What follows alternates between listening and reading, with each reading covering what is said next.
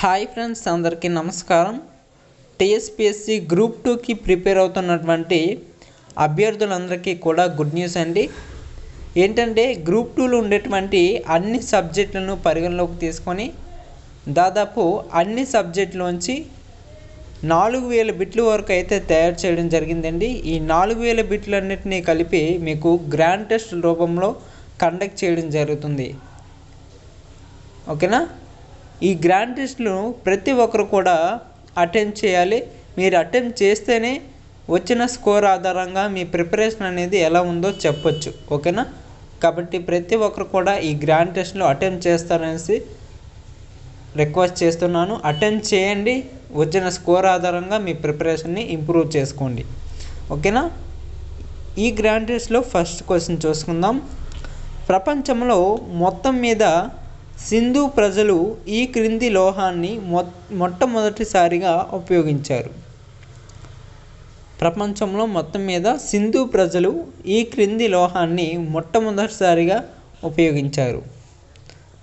Answer D అమ్మ, వెండి. మొట్టమొదటిసారిగా ఏ లోహాన్ని ఉపయోగించారు? వెండి. ఇక్కడ చూడండి, ప్రపంచం మొత్తం మీద మొట్టమొదటిసారిగా వెండి లోహాన్ని ఉపయోగించిన వారు సింధు ప్రజలు. ఓకేనా? నెక్స్ట్, ఇక్కడ ప్రవచనం ఏ, కారణం ఆర్ ఇచ్చాడు. ప్రవచనం ఏ సింధు ప్రజల సంస్కృతిలో అతి ముఖ్యమైన అంశంగా నగరీకరణను చెప్పవచ్చు. కారణం ఆర్ సింధు ప్రజల ఆర్థిక వ్యవస్థకు వెన్నెముకగా వ్యవసాయమును పేర్కొనవచ్చు. వీటిలో సరైనది ఏది, సరైన వివరణ ఏది అనేసి మనకి ఆప్షన్స్ అయితే ఇచ్చాడు. దీంట్లో మనకి ఆన్సర్ వచ్చేసరికి ఆప్షన్ బి అండి. ఏ ఆర్ సరైనవి, ఏకు ఆర్ సరైన వివరణ కాదు. ఇక్కడ చూడవచ్చు, సింధు ప్రజల సంస్కృతిలో అతి ముఖ్యమైన అంశంగా నగరీకరణను చెప్పవచ్చు. సింధు ప్రజల ఆర్థిక వ్యవస్థకు వెన్నెముకగా వ్యవసాయమును పేర్కొనవచ్చు. ఓకే, నెక్స్ట్, మొహంజదారోలో లభించిన పశుపతి మహాదేవుని ముద్రికలో లేని జంతువును గుర్తించుము. మొహంజదారోలో లభించిన పశుపతి మహాదేవుని ముద్రికలో లేని జంతువును గుర్తించుము. ఆన్సర్ డి అమ్మ, బి డి లేవు. బి డి లేవు. ఇక్కడ బి ఏమిటో డి ఏమిటో ఒకసారి చెక్ చేసుకోండి. ఇక్కడ ఎక్స్ప్లెనేషన్, మొహంజదారోలో లభించిన పశుపతి దేవుని ముద్రికలో ఉన్న జంతువులు ఏనుగు, ఖడ్గమృగం, పెద్ద పులి, దున్నపోతు లేదా బర్రె మరియు కాళ్ళ దగ్గర 2 జింకలు కలవు. ఇవి ముద్రికలో ఉన్న జంతువులు. పశుపతి మహాదేవుని ముద్రికలో ఉన్న జంతువులు, అక్కడ లేని వాటిని అడిగాడు. ఓకేనా? నెక్స్ట్, ఇక్కడ ప్రవచనం ఏ, కారణం ఆర్. సేమ్. సింధు ప్రజల ప్రధానమైన పురుష దేవుడు పశుపతి మహాదేవుడు. నెక్స్ట్, కారణం ఆర్. శివుడిని లింగ రూపంలో మొదటిసారిగా కొలిచినది కూడా సింధు ప్రజలే. ఇందులో సరైన వివరణ అడుగుతున్నాడు. ఆన్సర్ ఏ అండి. ఏ ఆర్ సరైనవి, ఏకు ఆర్ సరైన వివరణ. ఓకేనా? ఇక్కడ చూడండి, సింధు ప్రజల ప్రధానమైన పురుష దేవుడు పశుపతి మహాదేవుడు. శివుడిని లింగరూపంలో మొదటిసారిగా కొలిచినది కూడా సింధు ప్రజలే. రైట్. నెక్స్ట్, సింధు ప్రజలకు తెలియని పంటను పేర్కొనము. సింధు ప్రజలకు తెలియని పంటను పేర్కొనము. ఆన్సర్ డి, చెరకు. సింధు ప్రజలకు తెలియని పంట చెరకు. నెక్స్ట్, భారతదేశంలో సింధు నాగరికత ప్రాంతాలు ఎక్కువగా బయలుపడిన రాష్ట్రంను పేర్కొనము. భారతదేశంలో సింధు నాగరికత ప్రాంతాలు ఎక్కువగా బయటపడిన రాష్ట్రంను పేర్కొనుము. ఆన్సర్ సి అండి, గుజరాత్. భారతదేశంలో సింధు నాగరికత ప్రాంతాలు ఎక్కువగా బయలుపడిన రాష్ట్రం గుజరాత్. నెక్స్ట్, భారత ఉపఖండంలో మొట్టమొదట వ్యవసాయం ప్రారంభమైన ప్రాంతం పేరును పేర్కొనము. భారత ఉపఖండంలో మొట్టమొదట వ్యవసాయం ప్రారంభమైన ప్రాంతం పేరును పేర్కొనము. అంటే మొట్టమొదటిసారిగా వ్యవసాయం ప్రారంభమైన ప్రాంతం పేరు అడుగుతున్నాడు. ఆన్సర్ ఏ, మొహరాగఢ్. మొహరాగఢ్లో మొట్టమొదటిసారిగా భారత ఉపఖండంలో వ్యవసాయం ప్రారంభమైన ప్రాంతం. ఆన్సర్ ఏ అండి, మొహరాగఢ్. నెక్స్ట్, సింధు నాగరికత ప్రజలలో డ్రైనేజీ సిస్టమ్ లేని ఏకైక నగరమును పేర్కొనము. సింధు నాగరికత ప్రజలలో డ్రైనేజీ సిస్టమ్ లేని ఏకైక నగరమును పేర్కొనము. ఆన్సర్ సి అండి, బన్వాలి నగరం. ఓకేనా. సింధు నాగరికత ప్రజలలో డ్రైనేజీ సిస్టమ్ లేని ఏకైక నగరం బన్వాలి. సింధు ప్రజల బొమ్మల లిపిని చదవడానికి మొదటగా ప్రయత్నం చేసిన వ్యక్తి ఎవరు? సింధు ప్రజల యొక్క బొమ్మల లిపిని చదవడానికి మొట్టమొదటిసారిగా ప్రయత్నం చేసిన వ్యక్తి. ఆన్సర్ బి అండి, ఫాదర్ హీరాస్. ఇక్కడ చూడొచ్చు, సింధు ప్రజల బొమ్మల లిపిని చదవడానికి మొదటగా ప్రయత్నం చేసిన వ్యక్తి ఫాదర్ హీరాస్. సప్త సింధు ప్రాంతంలో ఆర్యులు మొదటగా స్థిరపడిన ప్రాంతంను పేర్కొనము. సప్త సింధు ప్రాంతంలో ఆర్యులు మొదటగా స్థిరపడిన ప్రాంతమును పేర్కొనము. ఆన్సర్ డి అండి, పంజాబ్. ప్రాంతం పేరేమిటి? పంజాబ్.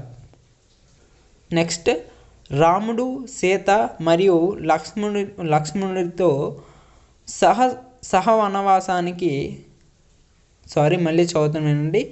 రాముడు, సీత మరియు లక్ష్మణుడితో సహా వనవాసానికి వచ్చి తెలంగాణలోని ఈ క్రింది ప్రాంతాన్ని దర్శించాడు. రాముడు, సీత మరియు లక్ష్మణుడితో సహా వనవాసానికి వచ్చి తెలంగాణలోని ఈ క్రింది ప్రాంతాన్ని దర్శించాడు. ఆన్సర్ సి అండి, పంచవడ్డీ ప్రాంతాన్ని దర్శించాడు. రాముడు, సీత మరియు లక్ష్మణుడితో సహా వనవాసానికి వచ్చి తెలంగాణలోని పంచవడ్డీ ప్రాంతాన్ని దర్శించాడు. ఇక్కడ చూడండి, పంచవడ్డీ ప్రాంతము భద్రాచలంలోని గోదావరి తీరంలో కలదు. ఇది తెలంగాణలో ఉండవచ్చు లేదా ఆంధ్రాలో కూడా ఉండవచ్చు, ఖచ్చితంగా చెప్పలేం. నెక్స్ట్, వివిధ ఆర్యగణాల మధ్య క్రీస్తు పూర్వం 1500లో రావి నదీ తీరంలో దశరాజ గణయుద్ధం జరిగింది అని పేర్కొను వేదమును తెలుపుము.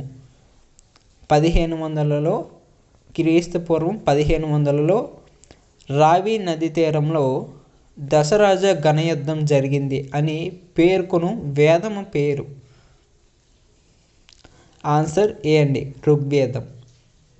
ఆన్సర్ ఏ, ఋగ్వేదం. వివిధ ఆర్యగణాల మధ్య క్రీస్తు పూర్వం 1500లో రావి నది తీరంలో దశరాజ గణ యుద్ధం జరిగింది అని పేర్కొన్న వేదము ఋగ్వేదం. నెక్స్ట్, దశరాజ గణ యుద్ధం గురించి పేర్కొను శాసనమును తెలుపుము. అక్కడ వేదం అని అడిగాడు, ఇక్కడ శాసనం అడుగుతున్నాడు. దశరాజ గణ యుద్ధం గురించి పేర్కొను శాసనం. ఆన్సర్ బి అండి, బోగజ్ కోయి శాసనం. దశరాజ గణ యుద్ధం గురించి పేర్కొన్న శాసనం పేరు బోగజ్ కోయి శాసనం. Option B is correct answer. ఇక్కడ బోగస్ కోయి శాసనం ఆసియా మైనర్లో వేయబడింది. నెక్స్ట్, యదహస్తి తదన్యత్ర యన్నే హస్తి నతత్వచిత్. ఇందులో ఏది ఉందో అదే ఎక్కడైనా ఉంది, ఇందులో లేనిది మరెక్కడా లేదు అని ప్రసిద్ధి పొందిన గ్రంథమును పేర్కొనుము. ఇందులో ఏది ఉందో అదే ఎక్కడైనా ఉంది, ఇందులో లేనిది మరెక్కడా లేదు అని ప్రసిద్ధి పొందిన గ్రంథము పేర్కొనుము. యది హస్తి తదన్యత్ర యన్నే హస్తి నతత్వచిత్ అని ప్రసిద్ధి పొందిన గ్రంథము. ఆన్సర్ డి అండి, మహాభారతం. Answer D, Mahabharatam. ఇక్కడ చూడొచ్చు, సమాజంలో కుట్రలు కుతంత్రాలు మంచి వ్యక్తులు చేసే మంచి, చెడు వ్యక్తులు చేసే దారుణాలు అన్నీ మహాభారతంలో ఉంటాయి. అందులో జరిగిన సంఘటనలే నేటి సమాజంలో జరుగుతున్నవి. మహాభారతంలో జరిగిన సంఘటనలు నేటి సమాజంలో జరగవు అన్న ప్రతీతి మహాభారతానికి కలదు. ఓకే, నెక్స్ట్, తొలి వేద కాలంలో రాజన్ విధులను పేర్కొనుము. తొలి వేద కాలంలో రాజన్ విధులను పేర్కొనుము. ఇక్కడ ఏబిసి అనే విధులు అయితే ఇచ్చాడు. తెగకు సంబంధించిన పశువులను రక్షించడం, తెగ తరపున యుద్ధాలు చేయడం, తెగ తరపున దేవతలను ప్రార్థించడం అనే 3 విధులు అయితే ఇచ్చాడు. వీటిలో సరైన అడుగుతున్నాడు. ఆన్సర్ డి అండి, ఏబిసి సరైనవి. ఇచ్చిన 3 కూడా సరైనవే. ఇక్కడ చూడొచ్చు, తొలి వేద కాలంలో పేర్కొన్న దేవతల సంఖ్య 33. అందులో పేర్కొన్న ప్రధాన దేవతలు ఇంద్రుడు, అగ్ని, వరుణుడు, సోముడు, మారుతి. తొలి వేద కాలంలో ఇంద్రుడు అతి ముఖ్యమైన దేవుడు. ఇతని గురించి ఋగ్వేదంలో 250 సార్లు పేర్కొనబడింది. ఋగ్వేదంలో త్రిమూర్తులు ప్రస్తావన లేదు. ఓకేనా, మీరు ఇక్కడ ఎక్స్ప్లెనేషన్లో కొన్ని బిట్స్ అనేవి గమనించాలి. ఓకేనా, ఆ బిట్స్ అనేవి గమనిస్తే మీకు అదే క్వశ్చన్ అనేది ఎన్ని విధాలుగా అడిగినా సరే ఒకే ఆన్సర్తో ఆన్సర్ చేయొచ్చు. ఓకేనా, అందుకే ఇక్కడ ఎక్స్ప్లెనేషన్ కూడా ఇవ్వడం జరిగింది. మీకు ఇంకా ఎక్స్ట్రా ఇన్ఫర్మేషన్ అనేది కవర్ చేయొచ్చు. ఓకేనా, కవర్ చేయొచ్చు అనే ఉద్దేశంతో అయితే ఇక్కడ ఎక్స్ప్లెనేషన్ ఇవ్వడం జరిగిందనమాట. రైట్, నెక్స్ట్, నేటి భారతదేశ పార్లమెంట్లో భాగమైన రాజ్యసభను ఈ క్రింది వాణిలో దేనితో పోల్చవచ్చు? నేటి భారతదేశ పార్లమెంటులో భాగమైన రాజ్యసభను ఈ క్రింది వాణిలో దేనితో పోల్చవచ్చు? ఆన్సర్ బి, సభతో పోల్చవచ్చు. ఇక్కడ చూడండి, సభలో పెద్దవారు అండ్ మేధావులు సభ్యులుగా ఉంటారు. సభలో మేధావులను నామినేట్ చేసే పద్ధతి కలదు. అదేవిధంగా మన రాజ్యసభలో కూడా వివిధ రంగాలకు చెందిన ప్రముఖులను నామినేట్ చేసే పద్ధతి కలదు. ఓకే, నెక్స్ట్, మలివేదం కాలం నాటికి రాజుకు అధికారాలు పెరిగిపోవడంతో అదృశ్యమైపోయిన తెగ సభలను పేర్కొనుము. మలివేదం కాలం నాటికి రాజుకు అధికారాలు పెరిగిపోవడంతో అదృశ్యమైపోయిన తెగ సభలను పేర్కొనుము. ఇక్కడ 4 సభలు అయితే ఇచ్చాడు. తెగ సభలు: విధాత సభ, సమితి, గణం. వీటిలో అదృశ్యమైపోయిన తెగ సభలను అడుగుతున్నాడు. ఆన్సర్ డి అండి, ఏడి సరైనవి. అంటే విధాత, డి ఏంటి గణం. ఈ 2 కూడా అదృశ్యమైపోయిన తెగ సభలు. తొలి వేద కాలంలో ఆర్యులు నాగలి దేవత ఆర్ దేవుడిగా ఈ క్రింది వారిలో ఎవరిని పూజించారు? తొలి వేద కాలంలో ఆర్యులు నాగలి దేవత ఆర్ నాగలి దేవుడిగా ఈ క్రింది వారిలో ఎవరిని పూజించారు? ఆన్సర్ ఏ అండి, సీత. ఆన్సర్ ఏ, సీత. నెక్స్ట్ క్వశ్చన్ చూడండి. తొలి వేద కాలంలో పేర్కొన్న దేవతల సంఖ్యను పేర్కొనము. తొలి వేద కాలంలో పేర్కొన్న దేవతల సంఖ్య. ముందు ఇచ్చిన ఆన్సర్లో ఎక్స్ప్లెనేషన్లో ఈ బిట్ అనేది కవర్ అయింది, అందుకే మీకు చెప్పాను ఎక్స్ప్లెనేషన్ అనేది చూసుకోమనేసి. అందులో క్వశ్చన్స్ అనేవి రిపీట్ అవుతుంటాయి. ఆన్సర్ బి అండి, 33. ఓకేనా. ఇక్కడ చూడండి, తొలి వేద కాలంలో పేర్కొన్న దేవతల సంఖ్య 33. అందులో పేర్కొన్న ప్రధాన దేవతలు ఇంద్రుడు, అగ్ని, వరుణుడు, సోముడు, మారుతి. తొలి వేద కాలంలో ఇంద్రుడు అతి ముఖ్యమైన దేవుడు. ఇతని గురించి ఋగ్వేదంలో 250 సార్లు పేర్కొనబడింది. ఋగ్వేదంలో త్రిమూర్తుల ప్రస్తావన లేదు. ఓకేనా. ఇక్కడ ఇంద్రుడి గురించి ఋగ్వేదంలో ఎన్నిసార్లు పేర్కొనబడింది అనేది ఒక బిట్ అడగొచ్చు. ఎన్నిసార్లు? 250 సార్లు. ఎవరి ప్రస్తావన లేదు అని అడిగితే త్రిమూర్తుల ప్రస్తావన లేదు అనేసి ఆన్సర్ చేయవలసి ఉంటుంది. ఓకేనా. ఈ విధంగా మీరు అయితే క్వశ్చన్స్ అనేవి ఐడెంటిఫై చేసుకోవాలి. ఒకే క్వశ్చన్ని 2-3 క్వశ్చన్స్ విధంగా డివైడ్ చేసుకోవాలి. ఓకేనా. నెక్స్ట్, ఋగ్వేద కాలంలో అతిపెద్ద నేరమును పేర్కొనము. ఋగ్వేద కాలంలో అతిపెద్ద నేరం. ఆన్సర్ డి అండి, గర్భస్రావం. గర్భస్రావం అనేది ఋగ్వేద కాలంలో అతిపెద్ద నేరం. ఇక్కడ చూడొచ్చు, ఋగ్వేద కాలంలో దొంగతనం, దారి దోపిడీ, పశువుల అపహరణ సాధారణ నేరాలు. అతిపెద్ద నేరం గర్భస్రావం. ఓకేనా. నెక్స్ట్, ఋగ్వేద కాలం నాటి ప్రధాన వినోదమును పేర్కొనము. వినోదం, ఋగ్వేదం కాలం నాటి ప్రధాన వినోదం వచ్చేసరికి ఆన్సర్ బి అండి, రథాల పందేలు. రథాల పందేలు అనేది ఋగ్వేద కాలం నాటి ప్రధాన వినోదం.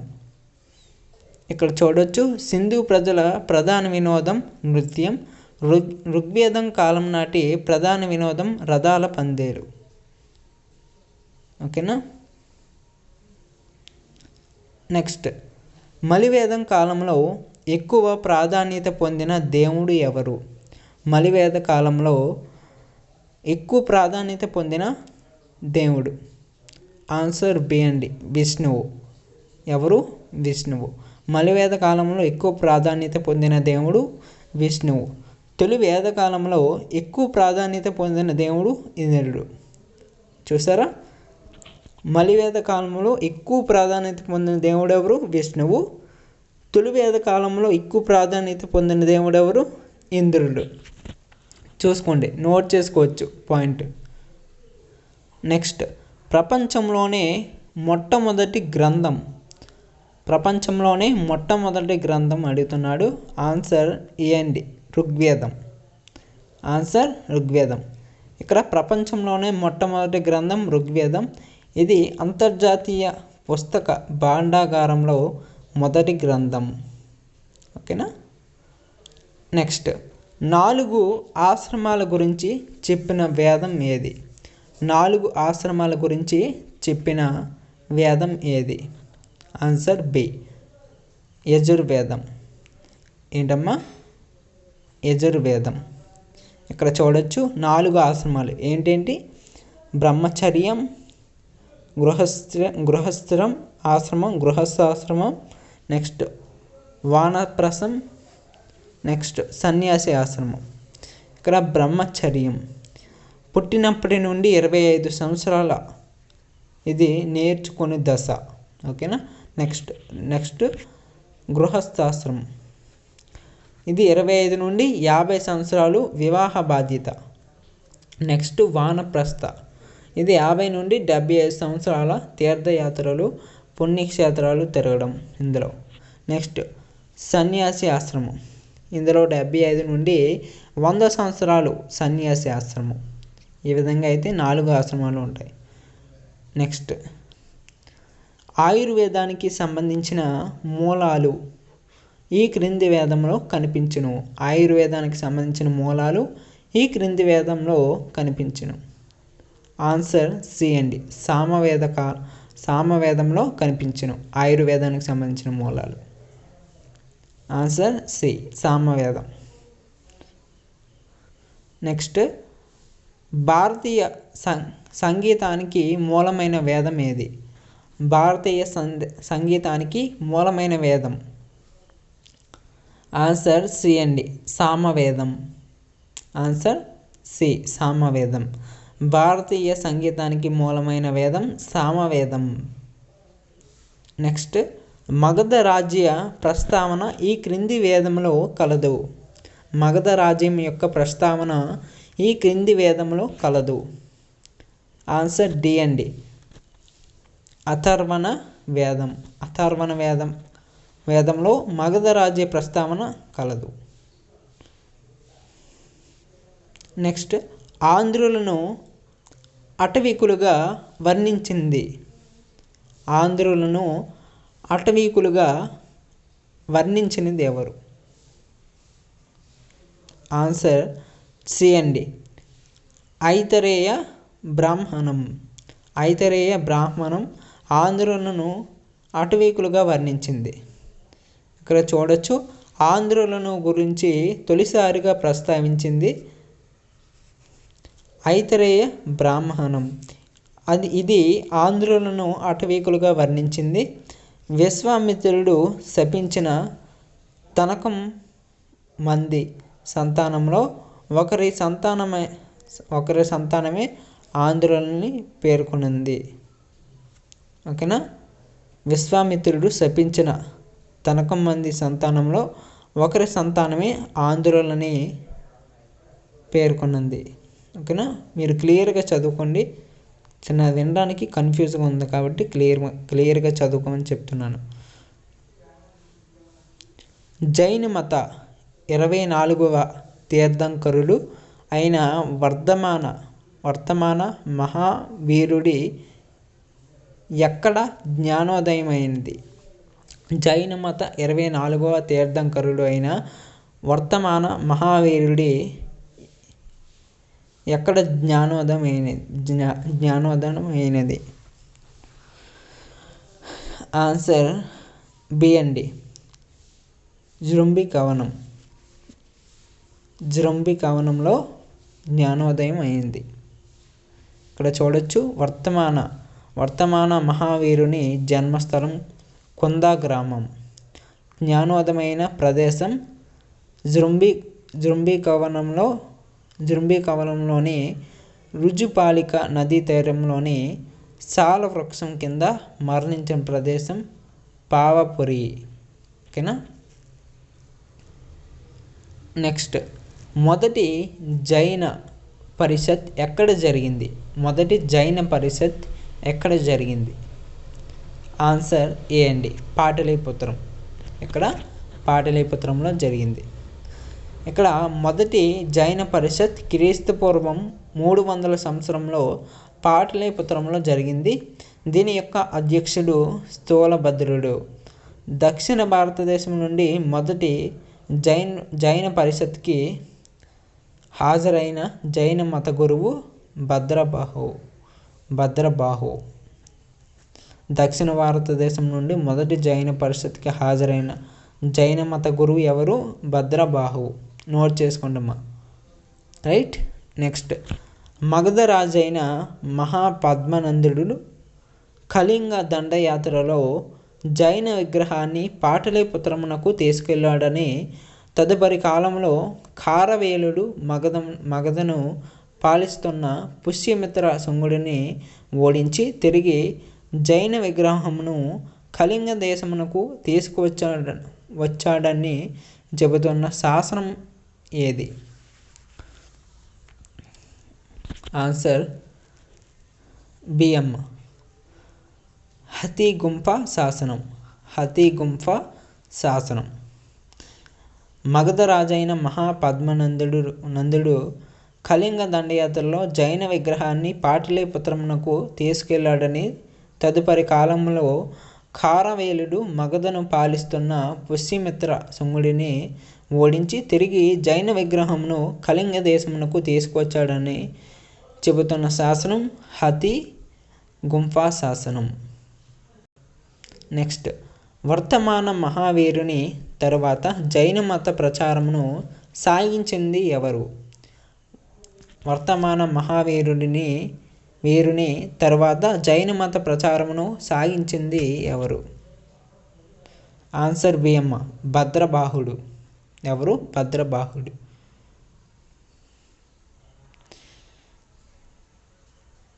నెక్స్ట్,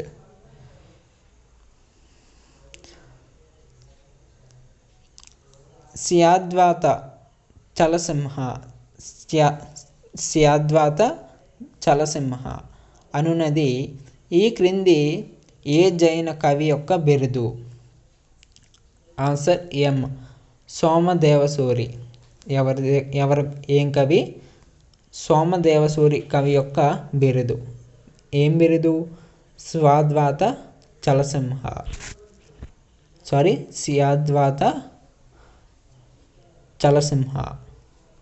నెక్స్ట్, జైన మత ప్రచార భాషను పేర్కొనము. జైన మతం యొక్క ప్రచార భాష పేర్కొనము. ఆన్సర్ సి అండి, ప్రాకృతికం. భాష ఏం పేరు? భాష వచ్చేసరికి ప్రాకృతికం. నెక్స్ట్, మన ఛానల్ని ఫస్ట్ టైం ఎవరైనా చూస్తున్నట్లయితే తప్పకుండా సబ్స్క్రైబ్ చేసుకోండి. అన్ని కాంపిటేటివ్ ఎగ్జామ్స్ సంబంధించి కోచింగ్ అయితే ఇవ్వడం జరుగుతుంది. అన్నీ కూడా మీకు ఫ్రీగా అవైలబుల్గా ఉంటాయమ్మా. ఎలాంటి ఖర్చు అనేది ఉండదు. అలాగే వీడియోని ఇంకా ఎవరైతే లైక్ చేయకుండా చూస్తున్నారో తప్పకుండా లైక్ చేయండి. మీ ఫ్రెండ్స్కి తప్పకుండా షేర్ చేయండి అమ్మా. ఓకేనా? వాళ్ళకు కూడా చాలా యూజ్ ఉంటుంది కాబట్టి ఎంతో కొంత మీరు హెల్ప్ చేసిన వాళ్ళు అవుతారు. కాబట్టి కొంచెం వీడియోని షేర్ చేసి పెట్టండి మీ వాట్సాప్ గ్రూపుల్లో, టెలిగ్రామ్ ఛానల్లో, అలాగే మీ యొక్క ఫేస్బుక్, ఇన్స్టాగ్రామ్లో వీడియోని షేర్ చేస్తే వాళ్ళకు కూడా కొంచెం యూజ్ఫుల్ ఉంటుంది. ఓకేనా? రైట్. మీకు ఇంకా కింద కామెంట్ సెక్షన్లో మీకు ఏమైనా కావాల్సినట్లయితే తప్పకుండా అడగండి అమ్మా. ఓకేనా? అది ఒకరైనా పర్లేదు, ఇద్దరైనా పర్లేదు. అర్థమవుతుందా? ఒక్కరు అడిగినా సరే ఆ టాపిక్ సంబంధించి క్లాస్ అయితే చేయడానికి నేను ట్రై చేస్తాను. ఓకేనా? తప్పకుండా మీకేం కావాలో కింద కామెంట్ సెక్షన్లో అడగండి. ఇక్కడ చూడండి, బౌద్ధ సంఘానికి మామిడి తోటను దానం చేసిన స్త్రీ ఎవరు? బౌద్ధ సంఘానికి మామిడి తోటను దానం చేసిన స్త్రీ. Answer D, Amrapali. ఎవరు? అమ్రపాలి. నెక్స్ట్, గౌతమ బుద్ధుడు తన 29వ ఏట కపిలవస్తు వీధులలో పర్యటించినప్పుడు చూసిన దుఃఖ దర్శనాలలో లేని వారిని గుర్తించుము. గౌతమ బుద్ధుడు తన 29వ ఏట కపిలవస్తు వీధుల్లో పర్యటించినప్పుడు చూసిన దుఃఖ దర్శనాలలో లేని వారిని గుర్తించుము. ఆన్సర్ సి అండి, వితంతువు. ఎవరు? వితంతువు. ఇక్కడ చూడొచ్చు, గౌతమ బుద్ధుడు కపిలవస్తు వీధుల్లో పర్యటించినప్పుడు చూసిన దుఃఖ దర్శనాలు. 1 వృద్ధుడు, నెక్స్ట్ 2 రోగి, నెక్స్ట్ 3 శవం, 4 సన్యాసి. ఈ 4 అయితే చూశాడు. ఓకేనా? నెక్స్ట్, ఎలాంటి కట్న కానుకలు లేకుండా, ఎటువంటి ఆర్థిక లావాదేవీలు లేకుండా వివాహం చేసుకోవడాన్ని ఈ క్రింది ఏ వివాహంతో పోలుస్తారు? అంటే ఎటువంటి కట్నాలు కానుకలు లేకుండా వివాహం చేసుకోవడాన్ని ఏ వివాహంతో పోలుస్తారు? ఆన్సర్ బి అండి, ప్రజాపాత్య వివాహం. ఆన్సర్ ఏంటి? ప్రజాపాత్య వివాహం. ఎలాంటి కట్న కానుకలు లేకుండా వివాహం చేసుకోవడాన్ని ప్రజాపాత్య వివాహం అని అంటారు. నెక్స్ట్ క్వశ్చన్, 4వ బౌద్ధ సంగీతిని ఈ క్రింది ఏ భాషలో నిర్వహించడం జరిగింది? ఆన్సర్ బి అండి, సంస్కృతం. ఏ భాష? సంస్కృతంలో నిర్వహించడం జరిగింది. ఇక్కడ చూడొచ్చు, మొదటి 3 బౌద్ధ సంగీతులు పాలీ భాషలో నిర్వహించడం జరిగింది. 4వ బౌద్ధ సంగీతిని సంస్కృతంలో నిర్వహించారు. ఓకేనా. నెక్స్ట్, మొదటి బౌద్ధ సంగీతి అధ్యక్షుడిని పేర్కొనుము. మొదటి బౌద్ధ సంగీతి అధ్యక్షుడు ఆన్సర్ ఏ మహాకాశ్యపుడు. మహాకాశ్యపుడు ఎవరమ్మా? మహాకాశ్యపుడు. నెక్స్ట్, మహాయాన బౌద్ధ మత ముఖ్య లక్షణాలను పేర్కొనుము. మహాయాన బౌద్ధ మత ముఖ్య లక్షణాలను పేర్కొనుము. ఇక్కడ ఏబిసి అనే లక్షణాలు అయితే ఇచ్చాడు. వీటిలో సరైన వాటిని అడుగుతున్నాడు. ఏ బుద్ధుడిని దేవుడిగా ఆరాధించడం. బి బుద్ధ విగ్రహాలను ప్రతిష్ఠించడం. నెక్స్ట్ సి బోధిసత్వ ఆరాధన. దీనికి ఆన్సర్ డి అమ్మ. ఏబిసి సరైనవి, ఇచ్చిన 3 కూడా సరైనవే. ఇక్కడ చూడొచ్చు, మహాయాన బౌద్ధ మత ముఖ్య లక్షణాలు బుద్ధుడిని దేవుడిగా ఆరాధించడం, బుద్ధ విగ్రహాలను ప్రతిష్ఠించడం, బోధిసత్వ ఆరాధన. ఓకేనా. ఇదైతే ఇవాల్టి గ్రాండ్ టెస్ట్. నెక్స్ట్ రేపటి వీడియోలో మరొక గ్రాండ్ టెస్ట్లలో అయితే కలుద్దాం. ఈ వీడియోని ఇంకా ఎవరైతే లైక్ చేయలేదో లైక్ చేయండి అమ్మా. మరికొందరికైతే వీడియో అయితే రికమెండ్ అవుతుంది. ఇంకా మన ఛానల్ని ఎవరైతే సబ్స్క్రైబ్ చేసుకోలేదో తప్పకుండా సబ్స్క్రైబ్ చేసుకోండి. మరొక గ్రాండ్ టెస్ట్ పెట్టగానే మీకు నోటిఫికేషన్ అయితే వస్తుందన్నమాట. అందుకని కింద రెడ్ కలర్లో కానీ బ్లాక్ కలర్లో కానీ సబ్స్క్రైబ్ బటన్ ఉంటుంది. దాన్ని సబ్స్క్రైబ్ చేసుకొని పక్కనే ఉన్న బెల్ ఐకాన్ని ఆల్లో ఉంచుకోండి. బెల్ ఐకాన్ మీద క్లిక్ చేస్తే ఆల్ అనే సింబల్ వస్తుంది. దాని మీద క్లిక్ చేసుకున్నట్లయితే వీడియో పెట్టగానే మీకు నోటిఫికేషన్ అనేది అందుతుందమ్మా. ఓకేనా. వీడియోకి తప్పకుండా లైక్ చేయండి. అలాగే మీకు ఇంకేమైనా కంటెంట్ కావాలనుకున్నట్లయితే, ఎలాంటి సబ్జెక్టులో గ్రాండ్ టెస్ట్లు కావాలనుకున్నట్లయితే కింద కామెంట్ సెక్షన్లో తప్పకుండా అడిగండి. నేను ప్రతి ఒక్కరికి కూడా రిప్లై ఇస్తాను. ఎలాంటి మొహమాటం పడకండి అమ్మా. నెక్స్ట్ వీడియోని మీ ఫ్రెండ్స్కి తప్పకుండా షేర్ చేయండి. ఓకేనా. వాళ్ళు కూడా కొంచెం యూజ్ఫుల్ ఉంటుంది. Right. Thanks for watching. Next grand టెస్ట్లో కలుద్దాం. థ్యాంక్ యూ అమ్మా. జై హింద్.